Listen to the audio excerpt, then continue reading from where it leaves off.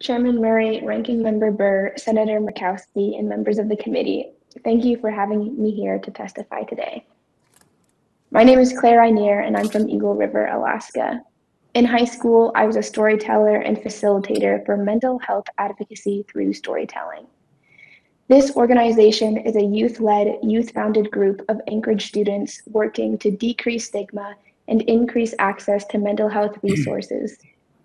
Last year, I worked as a program and outreach coordinator for NAMI Anchorage, the Alaskan affiliate for the National Alliance on Mental Illness.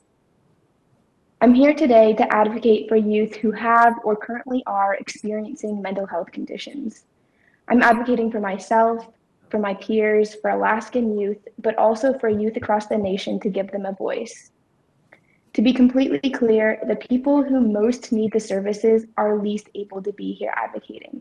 I am representing the tip of the iceberg. A few years ago, I experienced a difficult and dark period of depression. But more than being difficult and dark, my experience was governed by confusion. I was self-harming, and all I felt was uncertainty. I asked myself, do I need help? How should I know? I turned to Google, taking dozens of "Are you depressed?" quizzes. However, Google is not a doctor and is in no position to diagnose a middle school girl or anyone confused. Each night I wondered what was wrong, and in hindsight, it is terrifying to know that I was physically harming myself and still unsure if I needed support. What I uncovered online and on social media was horrifying. The photos, videos, and stories were disturbing, but it was even more disturbing to discover that I was attracted to it and found myself going back to it. No one bullied me or neglected me. From an external perspective, my life was perfect. But mental health was never discussed at school, at home, or even in my health classes beyond the take care of yourself, get sleep, eat well, and exercise spiel. So I kept telling myself everything was okay. Why should I feel sad? Why should I feel lost? I'm so fortunate. How could I possibly feel this way? Ultimately, I didn't seek help because I didn't know if anything was wrong. And I'm more than an anecdote. When I tell a room full of people that I was confused or that I turned to Google for help, I see a chorus of nods. I need more than one hand to count the number of close friends who have experienced suicidal ideation. And barriers to care do not discriminate. They infiltrate every home, regardless of ethnicity, class, or geography. Compared to most, I'm privileged.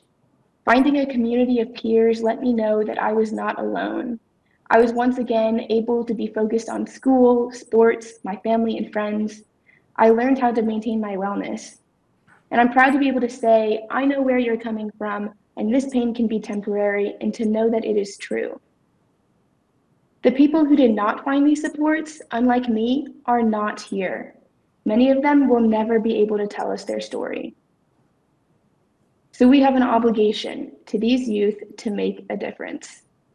We need to support school counselors, station social workers in schools, fund wellness programs at universities, and introduce mental health curriculum into health classes where they belong.